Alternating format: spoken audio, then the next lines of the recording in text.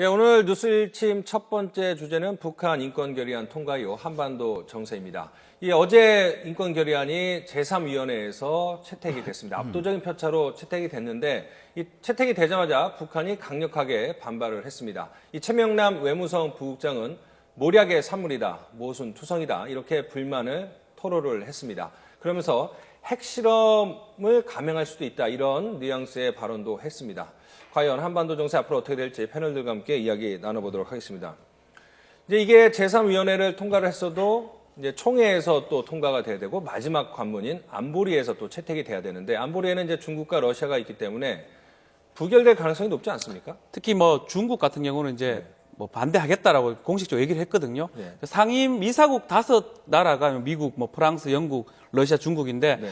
이 중에 전원이 이제 찬성을 해야 그렇죠. 되는데 반대할 게 거의 확실하고요. 네. 반대한다면 안보리 결의안 채택이 안 되면 ICC 국제형사재판소로 가는 건 사실 어렵다고 보입니다. 그 통과되지 못할 걸 알면서도 이렇게 결의안을 해마다 지금 채택을 하고 있는데 네. 특별한 이유가 있을까요?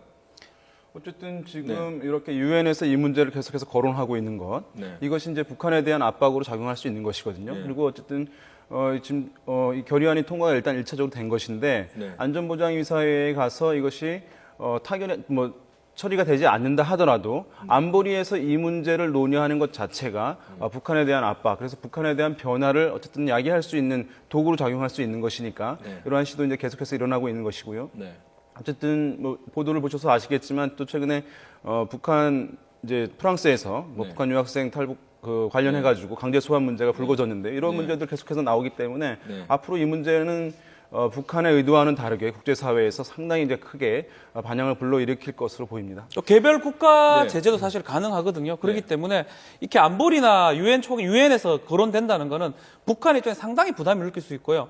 국가에 따라서는 개별적으로 제재를 또 가능하기 때문에 그런 측면도 있다고 봐야 됩니다. 이게 중국 같은 네. 경우에 계속해서 이제 안보리에서 거론되는 것에 대해서 부담을 느끼고 있는데요. 네. 반복이 될 경우에는 중국 또한 이제 부담을 느끼는 시기가 분명히 올 수밖에 없을 겁니다. 그러니까 중국이 마냥 북한을 계속 편들어줄 수는 없을 것이다. 그래서 이제 예. 어쨌든 G2 국가로 섰는데 그것은 이제 경제력에 기반한 것인데 앞으로 이제 모범 국가가 돼야 될 거 아니겠습니까? 중국도 예. 그런 것을 추구하는 상황인데 여기서 북한의 어떤 인권 문제를 두둔하고 있다라고 하는 비난에 처하게 되면 정말 진정한 선진국 지위를 얻지 못하는 것이기 때문에 이것이 반복될 경우에 어떤 북한과 중국과의 고리도 약해질 수 있고 또 중국이 태도 변화를 가져올 가능성도 있으니까 이런 네. 것들이 중국에도 영향을 줄 것으로 보입니다. 중국도 G2 위상에 걸맞는 그런 책임 있는 행동을 할 수도 있다. 그렇죠. 근데 어쨌든 이 문제, 인권 문제 자체가 중국도 사실은 이렇게 자유로운 문제가 아니란 말이죠. 어떻게 보면 그렇죠. 중국 자체가 예. 상당히 민감한 문제일 수 있고. 중국도 인권이 그렇게 좋다고 할 수는 없잖아요. 그렇죠. 결국 이제 G2의 관계도 이 인권을 하나의 매개로 해서 미국의 압박에 있어서 어떻게 지금 여러 가지 논리로 저항을 하느냐. 이런 것들이 사실은 사이버 공간에서 똑같이 이루어지고 있거든요. 중국을 한 축으로 한 사이버 공간과 EU와 미국이 이제 중심으로 된, 즉 인터넷에서의 질서 자체를 인권과 규칙에 맞게끔 하자라고 하는 것이 이제 미국과 EU의 입장이라고 한다면 중국은 그것은 각자가 처한 상황이 다르니까 그것은 하나의 내정의 문제다. 이제 이런 입장이라는 것입니다. 네. 그렇다고 본다면 지금 이 문제 자체도 사실은 이게 어떤 형사적인 국제적인 범죄라고 하는 이런 문제이기 때문에 소위 말해서 crime against humanity라고 이렇게 표현하는 것 같아요. 네. 소위 말해서 어떤 대학살이라든가 그야말로 어떤 이 강제 어떤 성폭행이라든가 아이들을 대상으로 한 이런 거기 때문에 사실은 각 국가의 형사 재판권이 있지만 근본적인 인본주의에 반하는 것은 국제 형사 재판소에서 일단은 관여를 하자 이런 취지인 것이다 보니까 중국의 입장에서도 이 이슈 자체를 인권이라고 하는 것이 각 나라에 맞는 입장에서 이제 봐야지 그것을 왜 잠깐 다른 나라 시각으로 들여다보느냐 이런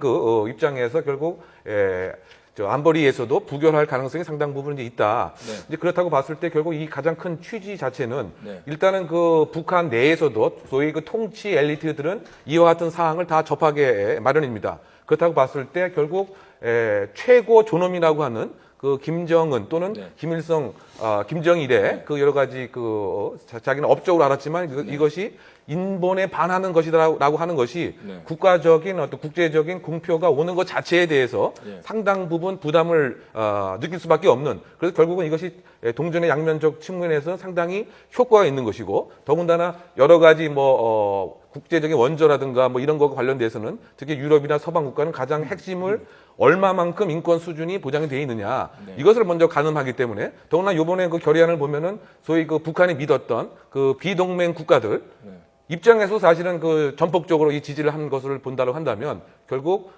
북한의 입장 자체가 상당히 축소될 수밖에 없는 이런 현실적 상황이다. 이런 평가를 이번에 해봅니다. 결의안 채택되는 과정을 보면 국제사회에서 북한이 우군으로 생각할 수 있는 나라가 얼마 안 된다는 것을 절감한 그런 측면도 있을 것 같아요. 111대 19였으니까요. 예, 사실 특히, 과거 같은 예. 경우는 이제 말씀하신 비동맹 국가들이 네. 50표 이상은 전폭적으로 지지를 해준 흐름들이 있었는데 이번엔 그것까지 깨졌으니까 단순히 어쨌든 중국과 러시아가 뭐 안보리에서 통과되지 않도록 도와준다 하더라도 국제사회에서 우군이 북한 입장에 상당히 줄어들었다는 것을 이제 절감할 수 있는 반대한 인식할 수 있는 나라 상황이 뭐 됐죠. 열 몇 개국 보니까 뭐 쿠바, 이란, 시리아 뭐 이런 네. 국가들이기 네, 때문에 그렇습니다. 뭐 한정되어 있는 것 같아요.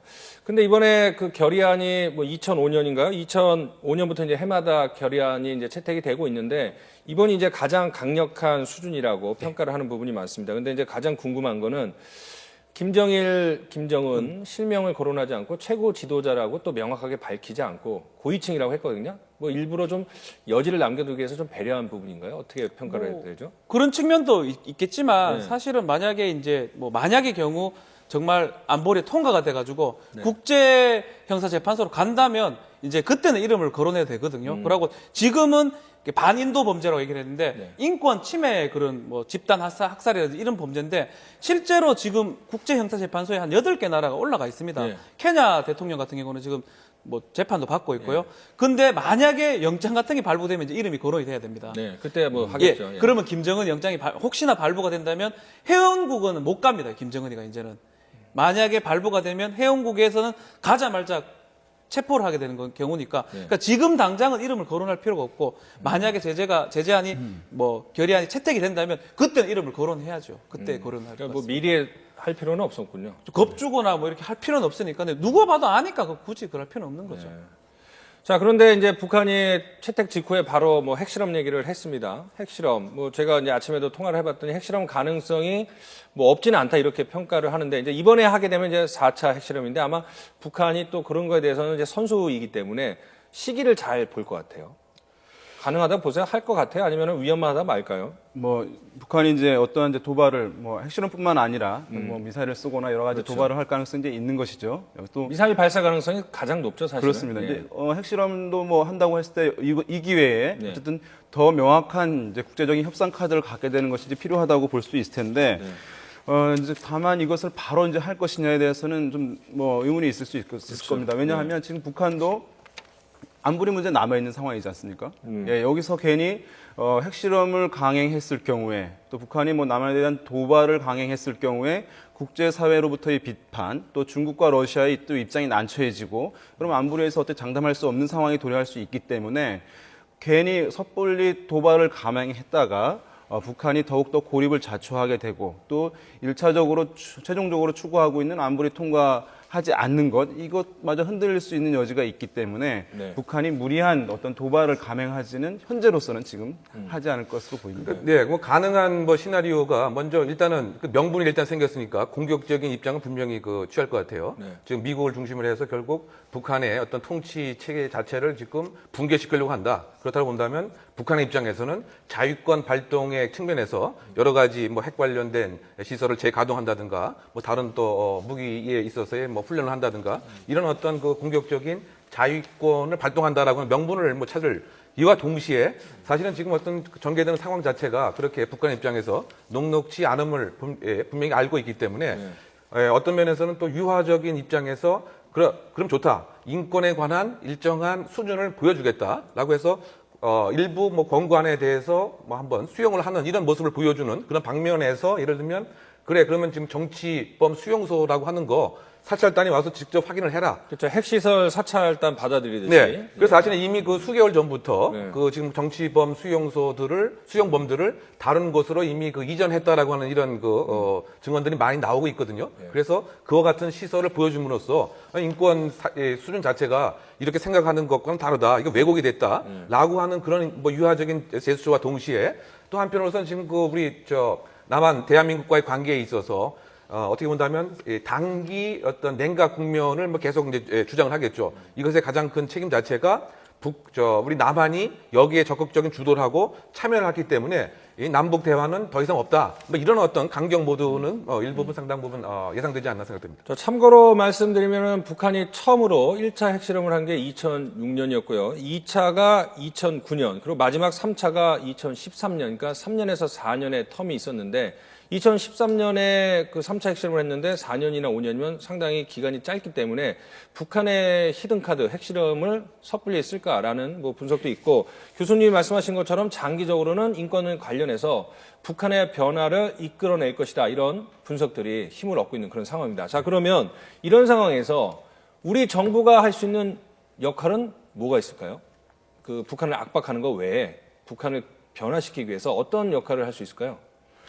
결국 핵심은 이제 우리 입장도 당근과 채찍을 동시에 사용하는 뭐 이런 것이 필요할 것 같습니다. 즉 소위 말해서 너무 고양 쥐를 한 곳에 몰게 되면은 상당히 또 예기치 못한 이제 변수도 분명히 있기 때문에 우리는 이 인권 카드를 하나의 레버지로 활용을 해서 국제적인 그 협력과 동시에 또 어떻게 본다면 이제 지금 10년 동안 뭐 논의가 잘 되고 있지 않는 북한 인권법에 관한 것도 사실은 여야가 지혜를 모아서 일정한 어떤 개정과 어떤 힘을 모아야 될 이런 필요가 분명히 있을 것 같고요. 네, 어쨌든 또 이휘호 여사 카드도 그렇죠. 적극적으로 활용을 한다거나 즉 동전의 양면과 같은 것인가 북한을 다루는 데 있어서는 마지막으로 말씀하신 것처럼 이휘호 여사가 이제 방북 신청을 했고, 방북 신청을 위한 그 남북 간 그 실무 협의가 21일 날 개최가 된다고 하니 그것을 보면 이제 북한의 어떤 변화, 태도 이런 것들을 조금 엿볼 수 있지 않을까 생각이 됩니다. 다음 주제로 넘어가도록 하겠습니다.